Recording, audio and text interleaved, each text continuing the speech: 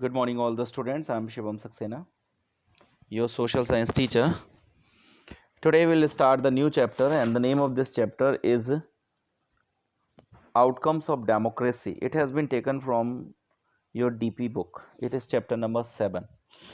Under this chapter, we will discuss about what are the result of the democracy, is the democracy good or not, and what are the functions that is being done in a democratic country.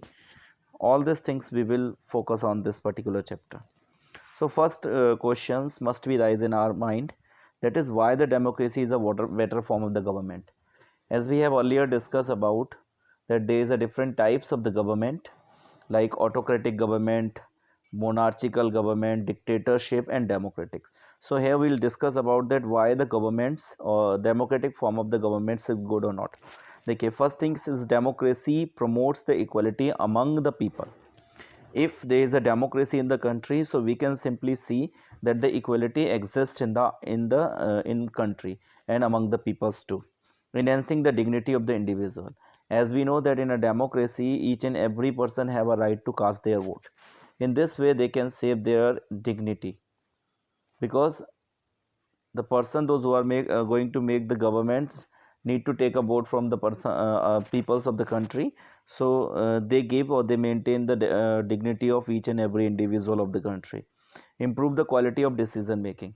Like as we know in a democratic country, the decision making power lies in the hand of the government, but the government is being directly made or prepared by the people of the country. So there is a number of peoples those who has been chosen by the maximum selections of the people. So therefore their decisions may be improved or better quality, provides the method to resolve the conflict.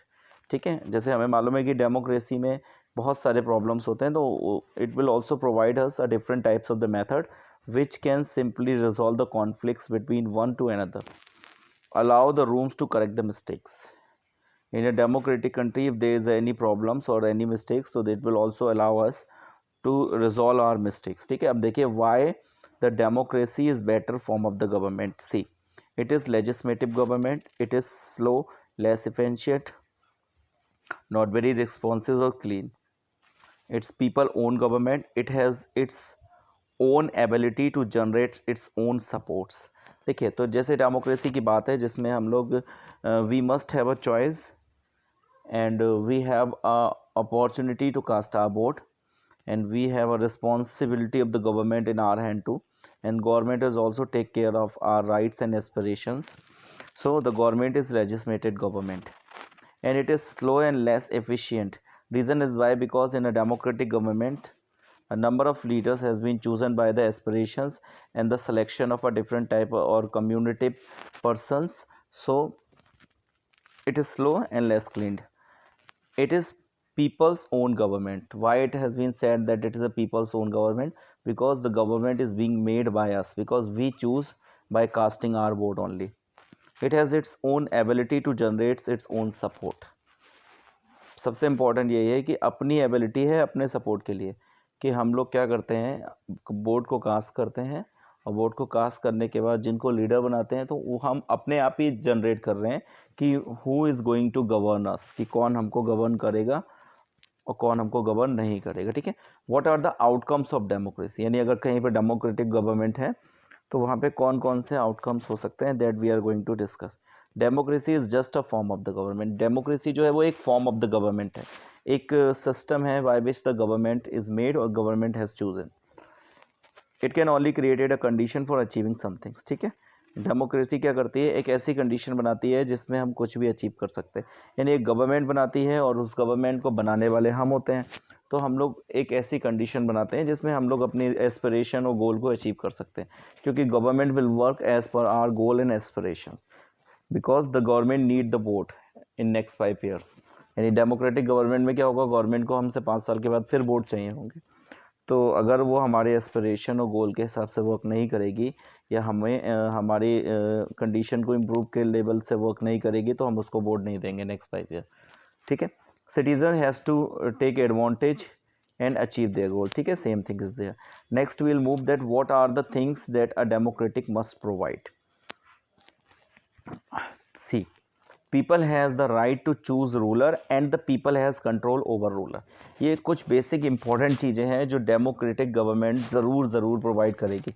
अगर ये नहीं है तो we can not say that there is a pure democratic government. सबसे पहला क्या है कि हमारे पास अपने रूलर को चूज़ करने का अधिकार होना चाहिए, और अगर वो रूलर आउट ऑफ कंट्रोल हो रहा है तो we have a tool to control the ruler of two. Second है peoples participation in decision making, और हमारा डिसीजन मेकिंग में पार्टिसिपेशन होना चाहिए। तो देखिए इसको ऐसे क्लियर कर सकते हैं कि सपोज़ हमने अपना एक रिप्रेजेंटेटिव बना के भेजा, तो एक एग्जांपल के लिए मान के चलिए कि अपने पीलीभीत का जो एमपी यानी मेंबर ऑफ पार्लियामेंट है वो वरुण गांधी है। तो वरुण गांधी को हम लोगों ने अपने बिहाफ पर डिसीजन मेकिंग के लिए भेजा है। We have chose that particular person to take a decision on behalf of us. हमारे बिहाफ पर वो पहुंच रहे हैं, तो उसका मतलब इनडायरेक्ट तरीके से हम लोग जो हैं वो अपने डिसीजन मेकिंग के बेस में वर्क करते हैं। ठीक है, government should be accountable to the citizen, responsive to the needs and expectations of the citizens. Government जो है वो अकाउंटेबल होगी, उसका रीज़न है क्योंकि government is under the control of the people, so it is obviously accountable to the person, और वो हमारी नीड्स और हमारी नीड्स और एक्सपेक्टेशन के लिए रिस्पॉन्सिव होगी। ठीक है, democracy is based on the idea of deliberation negotiation. Democracy जो आइडिया ऑफ डेलिब्रेशन और नेगोशिएशन, आप डेलिब्रेशन करेंगे फिर नेगोशिएशन करेंगे, फिर डेलिब्रेशन करेंगे फिर नेगोशिएशन, यानी पहले आप किसी भी चीज़ को लाएंगे, उसके बाद उसको नेगोशिएट करेंगे, फिर उसको फंक्शन में लाएंगे। Cost of time that democracy पे इज़ वर्थ इट। ठीक है, जो भी जितना भी टाइम आप देंगे डेमोक्रेसी को वो उतना ज़्यादा इंपॉर्टेंट है।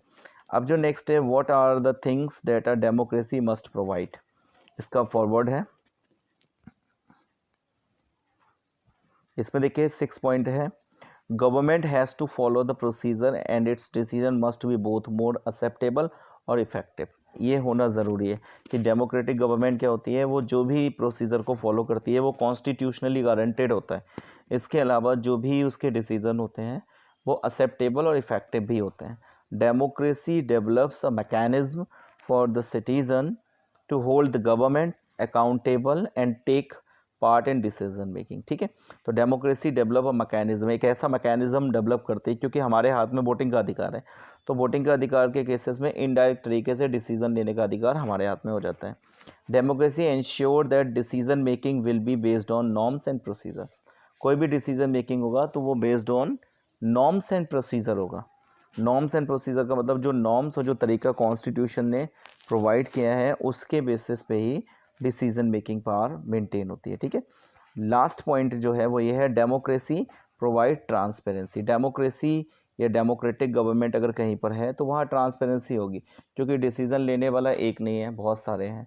ठीक है, और उनको बनाने वाले हम हैं, तो each and everything is transparent. अगर वो ट्रांसपेरेंट नहीं होगी और सीक्रेटली होगी तो वहाँ पे एक बड़ी सी प्रॉब्लम आ जाएगी, वो ये होगी कि कोई भी गवर्नमेंट कोई भी डिसीजन ले सकती है। ठीक है, so this is all about this much, and thank you very much. In the next video we will discuss the further topic of this chapter.